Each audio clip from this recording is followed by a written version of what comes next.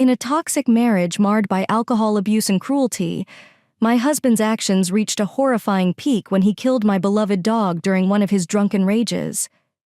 The emotional and physical abuse I had endured for years finally pushed me to take a stand.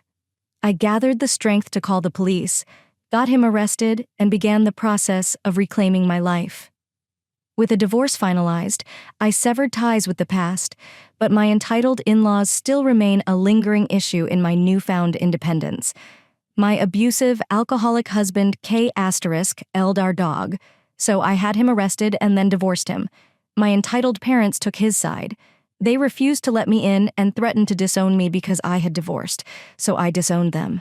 Then both his and my wealthy parents harassed me, so I went to sea. They've now barged into my house, attempting to kidnap both me and my daughter. But now I have a silver spoon sister and her husband, who have ruined their entire lives. I am 32 years old and have been with my 33-year-old husband since we were in high school at the start of our relationship. Everything was perfect. He was the ideal guy and treated me like a princess. I must mention that both of our families are very religious. My husband and I married at the age of 21. We had our daughter Elena when I was 25. When I was 26, my grandmother died. We ended up taking on her dog, Fido, so that I could stay close to her. 2 years ago, things changed dramatically. My husband was laid off from his job and struggled to find another one.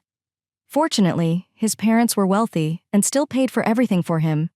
He felt less of a man because he was unable to provide for his family, and he became increasingly depressed. And that's when his drinking started. Last year, he became increasingly aggressive with his drinking. He started punching walls, verbally abusing me, and forcing himself on me. I tried to talk to our parents about it, but they agreed that we made vows and I promised to be there for him in sickness and health. My parents told me that divorce was not an option, and if I did, I would not be allowed into their homes because it was a sin.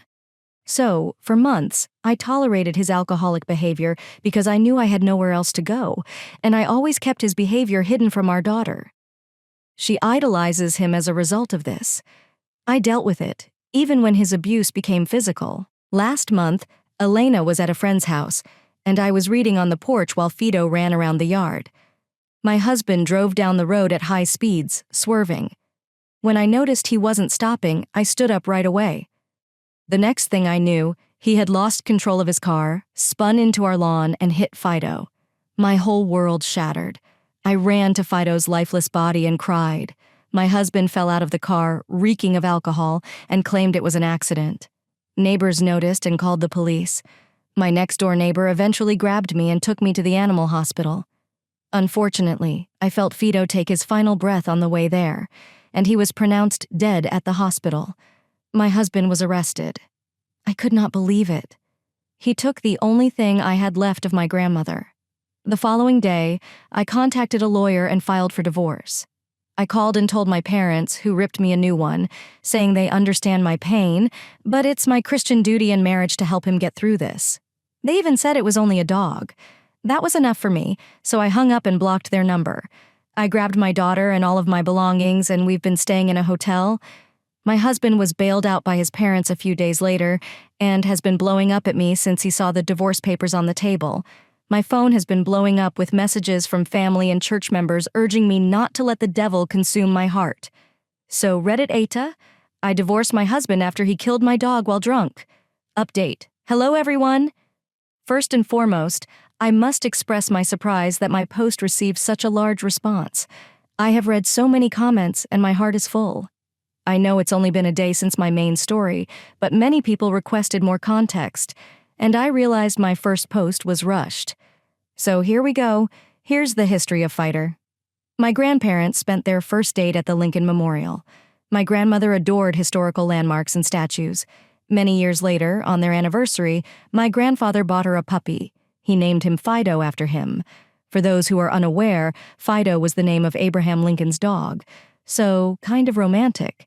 He passed away a few years later, but Fido became her rock and comfort, providing context for my family. I grew up in a hypocritical, strict religious home. My father was abusive to my mother. He constantly hit, verbally abused, and disrespected her. My parents held the belief that men were the breadwinners. They make all of the decisions, and the woman's role is to support them. My mother was a stereotypical housewife who never made her own decisions. I like to call them selective Christians, which means they only follow the parts of the Bible that are convenient for them. My parents were homophobic. I attended church every Sunday, sang in the choir, and held strict views on sex before marriage. You are familiar with traditional Christian beliefs. However, my father cheated on my mother twice. Every time my mother took him back. She explained that in order to enter heaven, we must forgive. I have an older sister named Abby. When Abby was 17 and I was 15, she became pregnant. My parents disowned her for having sex before marriage and eventually kicked her out of the house. My sister wanted an abortion, but my parents opposed it. My grandmother took her in. She had a miscarriage due to stress. My grandmother was my family's only logical thinker. She always tried to persuade my mother to leave my father, saying that the Lord would not want anyone to go through that. But she didn't listen. She blamed my mother for abandoning her own daughter and took her in. My sister ended up moving out of state for college and never returned. She only spoke with me and my grandmother, and my parents stopped referring to her as their child. They called her a sinner and said they were embarrassed to be her parents. Honestly, this was more my father speaking, but my mother always supported him, even if she didn't completely agree. I met my husband during high school. He was the sweetest person you'd ever met. From his volunteer work, contributions to the church, and charm. He was an angel. He always promised to be different than my father. He gave me a voice. He respected and loved me. Move forward a few years. I am 26 years old, married, and the father of a daughter named Lena. My grandmother died of complications from a fall. I was crushed. She was my best friend. When my own mother was unavailable, she served as a mother figure. I successfully persuaded my mother to let me take Fido. Having Fido felt like having both of my grandparents with me. Fido was my grandmother's pride and joy, and he quickly became ours as well. My husband adored Fido. They were the best friends. He accompanied Fido everywhere he went. We referred to him as our second child once the drinking began. It was hard. I tried to talk to him for months. I begged him to consider alternatives. I even asked him to work for his father, but he declined. He felt he was failing as a husband because he was unable to provide. All of his siblings and peers had high-paying jobs and led more extravagant lives. But we couldn't. I tried to tell him I didn't care about it, but he didn't listen. I have my own photography business. I offered to form a joint venture, but he declined. Months passed, and his aggressive behavior began while he was drinking. Anything I did irritated him.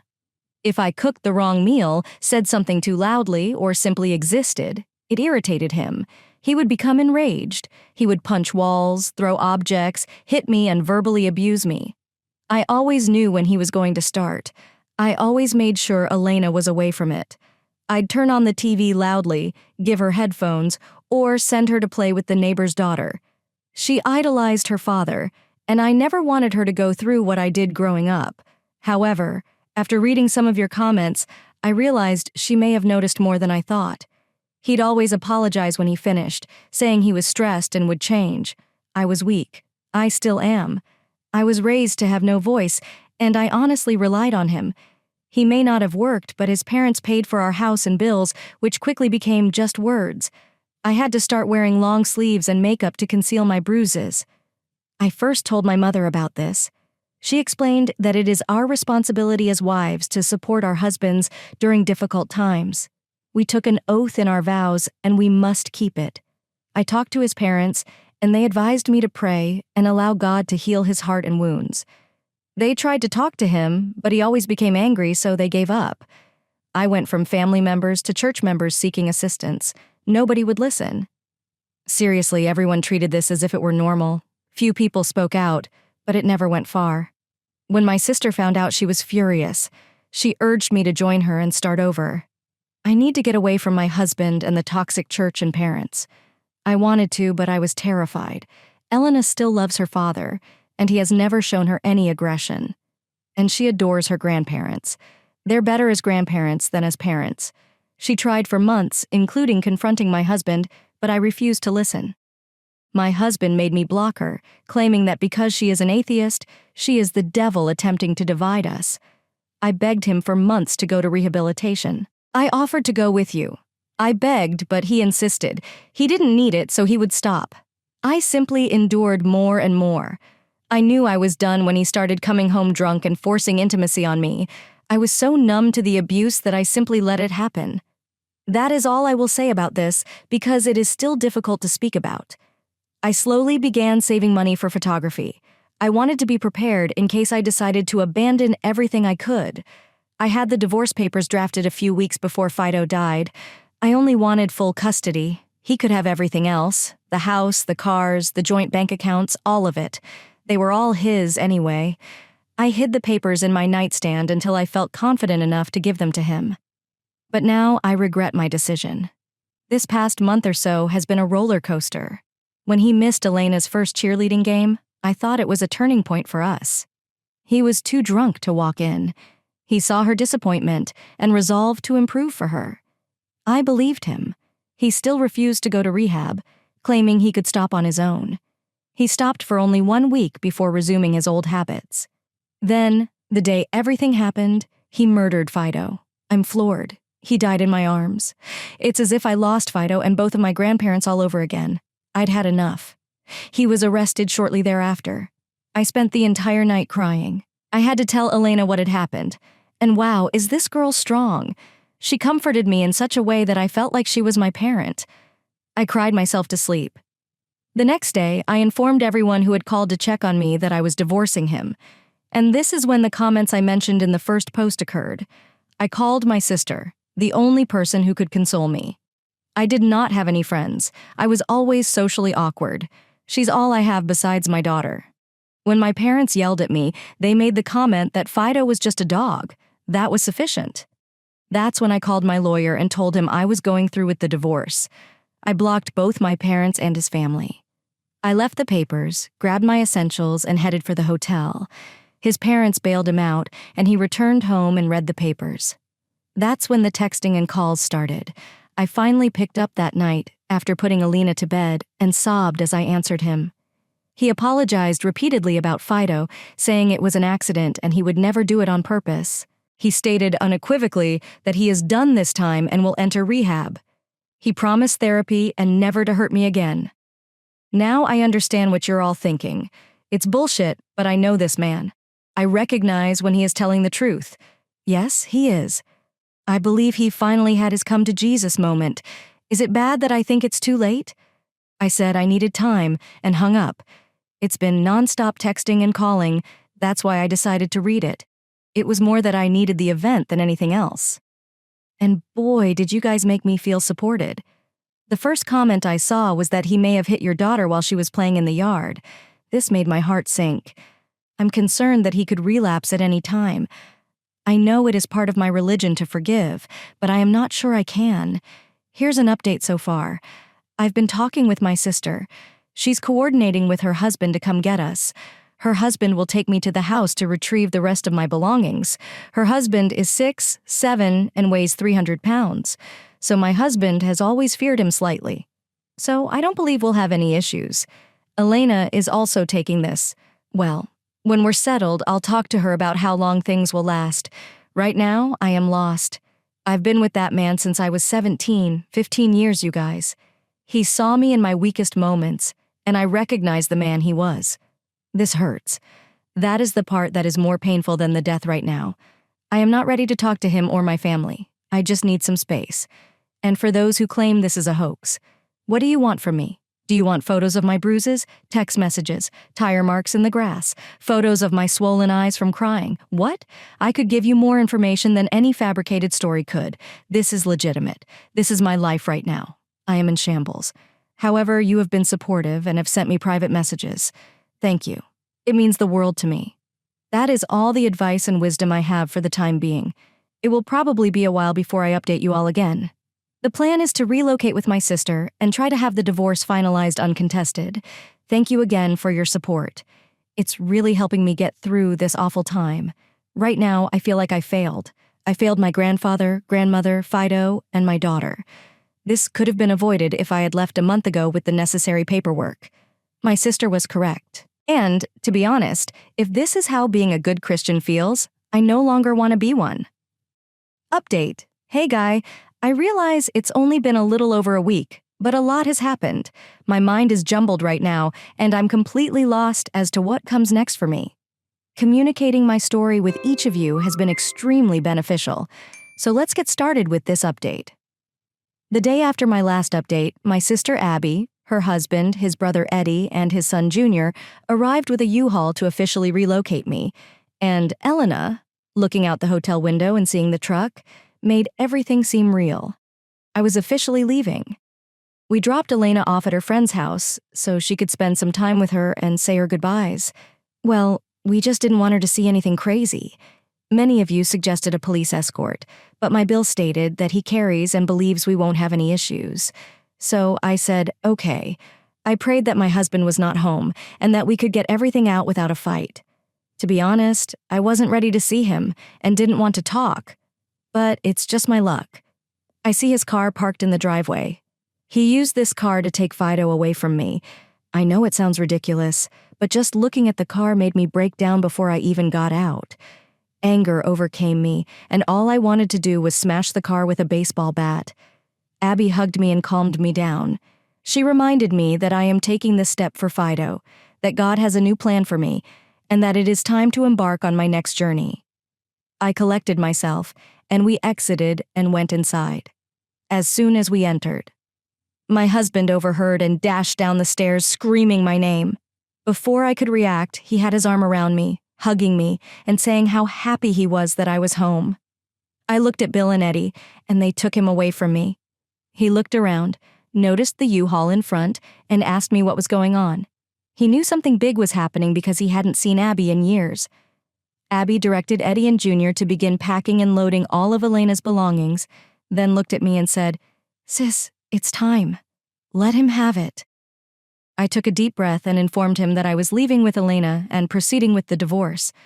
Before I could finish, he began sobbing. He dropped to his knees and begged them to hear him out and not make any rash decisions. He began pleading that he was sorry. He loved Fido and would never do anything to harm him. He stated that he realized the gravity of his drinking and everything he has done since, and he does not want to be that person anymore.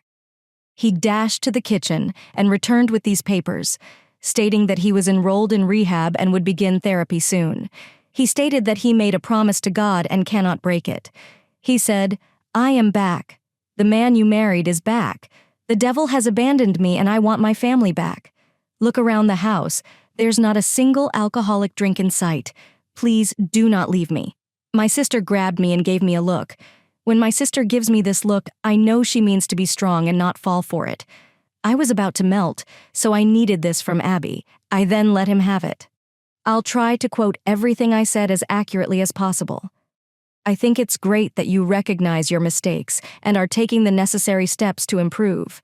But you shouldn't have had to kill Fido to reach that point. I want to forgive you, but I can't. That was the last straw. For years, I begged you to get this help. Years. I brought you rehab and therapy brochures and even offered to go with you, but you turned me down. You forced yourself on me, beat me, and manipulated me for years. If you didn't want to stop for me, you at least could have stopped for Lena. Honestly, I need this space. I want a divorce. Please don't make this hard. He started sobbing even more. He said he knows he messed up, but God has forgiven him, and I need to as well. Since I promised sickness and health in our wedding vows starting, we can see the Christian therapist and work through our issues. He then said, "Please don't go butterfly him." Calling me a butterfly hit me. The reason he did it is because during one of our first dates, we had a picnic. A butterfly ended up landing right on my hand and letting me pet it. He told me that butterflies can detect a kind soul, and since then, he called me his butterfly. He hadn't called me in years, so it hit me. I started to feel like I was making a mistake. I started to cry and walked upstairs to help the boys pack.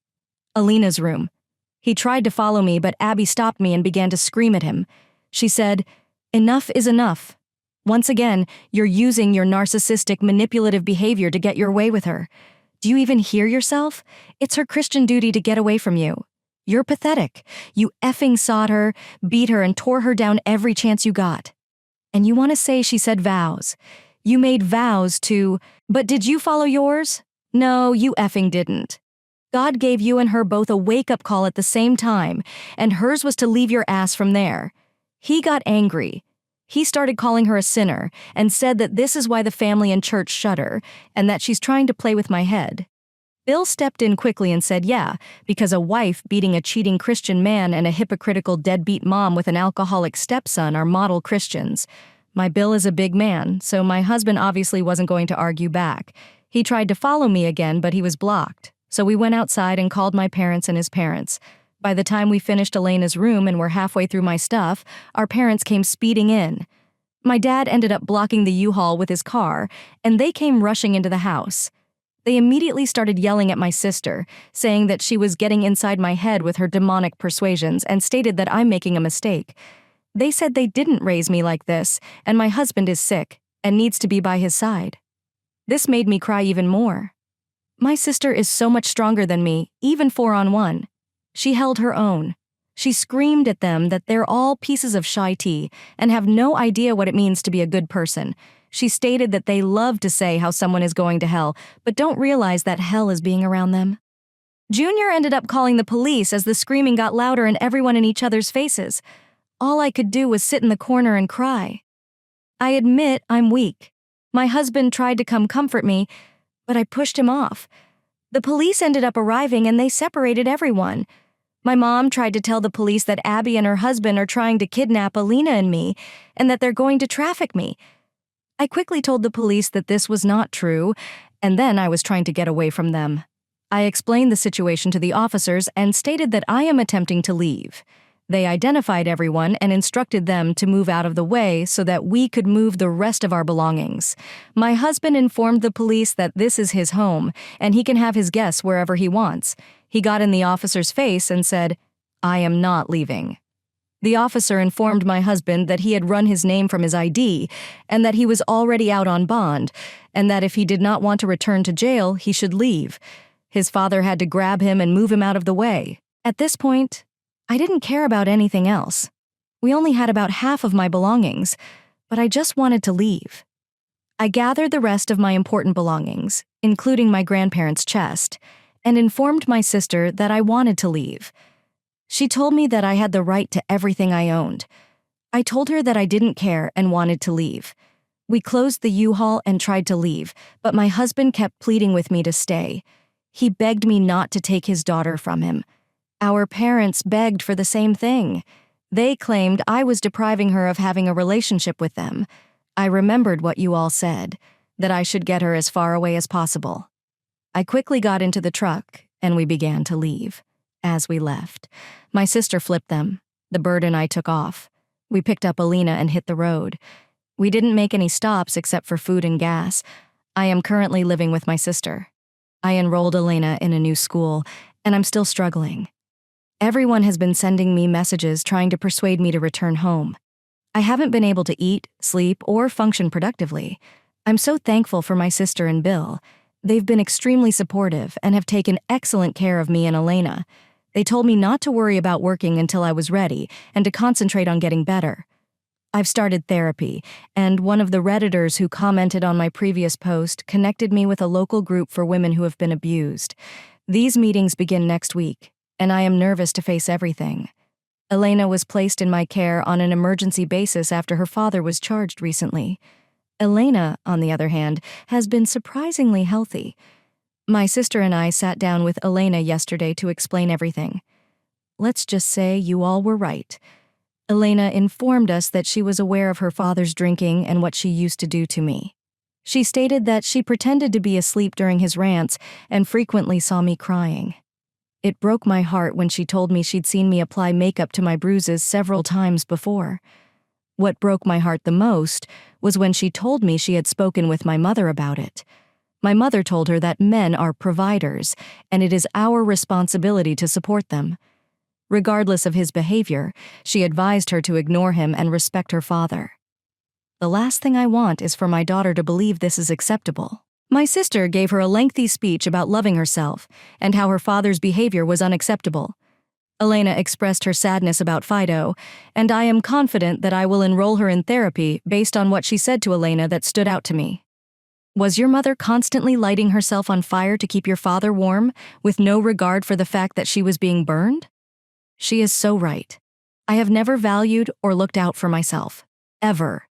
I told her she could still talk to her father and family if she wanted to, and I wouldn't stop her, but she insisted she didn't want to. To be honest, I'm a complete mess right now. I'm not sure how this divorce will go. I am not sure how strong I will remain. I'm not sure how my husband's conviction will be. I know nothing. This will be my final update for a while, as I simply want to work on myself. I will deactivate all of my social media accounts and block everyone who supports my family or husband. Thank you to everyone who has commented and supported me throughout this. The amount of assistance and resources you have provided me has been tremendous. For those who continue to claim that this is a hoax, please say this to my depression. I'm very sorry. This update is inconsistent. I am so mentally drained right now that I can't think clearly. I'm not sure if or when I'll update, so bye for now. Update. Hello, everyone. It's been almost 8 months since I last used social media or logged into Reddit. I feel like I owe you all an update. I can tell you it has gone up and down. For starters, I am still living with my sister, and it has been a breath of fresh air. It's strange being in a house filled with love and understanding. Elena has enjoyed her new school and made many new friends. I've continued to attend therapy and support groups in order to improve my mental state, but it's been difficult. Terribly difficult. My husband ended up receiving only probation and court-ordered rehab. I know I rolled my eyes, but I suppose when your family has money and connections, they slap you on the wrist. We are still not divorced because he is contesting everything. I believe he intends to delay it as long as possible until I run out of money and can no longer afford my attorney. But I hired a new attorney a few months ago because my sister, Abby's mother-in-law, is a lawyer. After Abby and her husband explained the situation to her, she offered to take on my case for free as long as I agreed to continue therapy sessions for myself and Elena. I still have custody of Elena right now. Because of his recent charges and abuse allegations, he is currently prohibited from having unsupervised contact with her. Elena is a strong young woman. We've never tried to stop her from talking to her father, but she refuses to. He frequently FaceTimes her iPad, but she declines. My family and husband have not stopped trying to contact me, including using burner phones to text me, contacting my sister, flooding my photography business, personal email, and going through my lawyer. It has been nonstop. My husband goes from sorrow to anger, telling me how much he misses me and how long he's been clean, to ranting about how much he cares for me while committing a sin. The same goes for my parents. They are all accusing me of turning Elena against them and allowing my demon sister to manipulate me.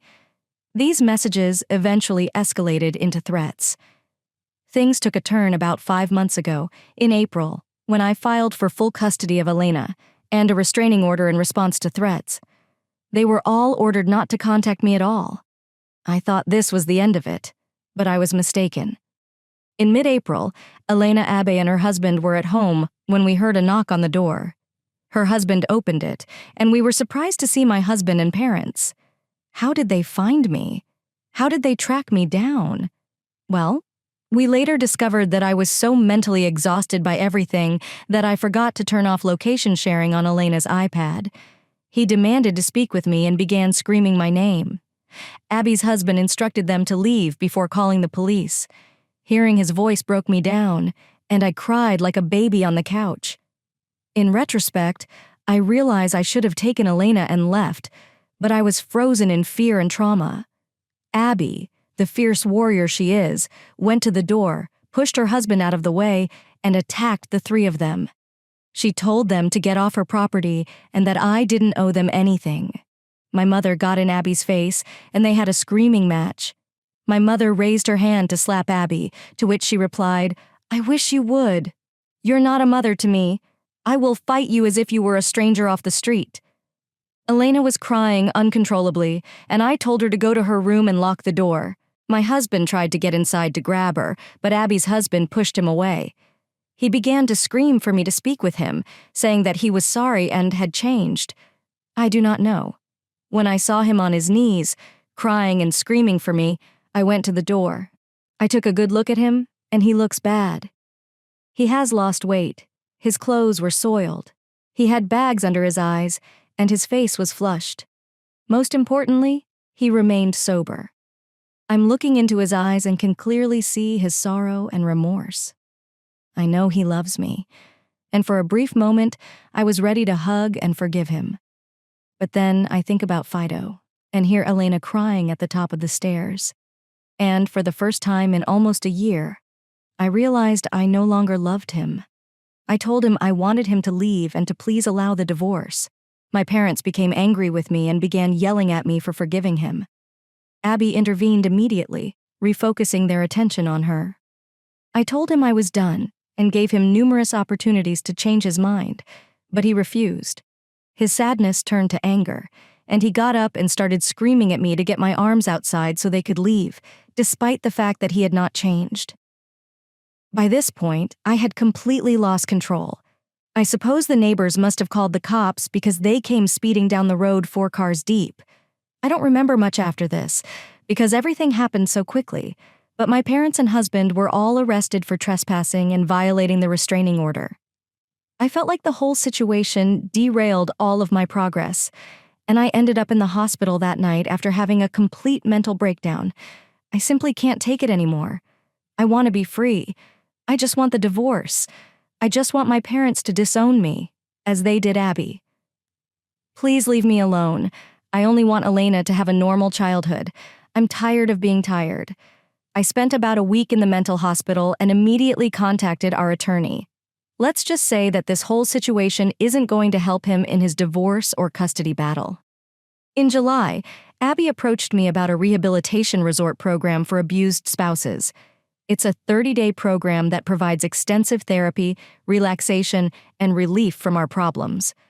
I was hesitant to go because it was so expensive, but Abby's mill offered to pay for everything and insisted it end with them forcing me by packing my bags and pushing me into the car. They insisted on taking Elena to Disney to help calm her down and get her to her therapy appointments virtually. I came back about 3 weeks ago and it was the best thing ever. I spoke with so many abuse survivors and heard so many stories, both men and women, all with similar backgrounds and scars. The program's leader was a priest, and when I told him about my concerns about being sinful by divorcing, he assured me that I was fine because my husband did not follow Christian principles. This truly felt like the missing hay to free my stolen heart from the vault. While there, I met a guy. His name was Ryan. He is 35 years old and recently divorced. His wife was extremely abusive and tried to kill him. We spoke every day and I've never felt more understood. I was in no position to date and neither was he, but the attraction was there. Since our return, we've met at least 5 times, and I've never received so much respect in my life. His smile seems to illuminate the darkness in my heart. We started painting together, and I discovered that it is a great stress reliever. We both agreed that neither of us is ready for a relationship, but I'm excited to see where this goes. I know this isn't the update you were looking for, but please know that I see the light at the end of the tunnel.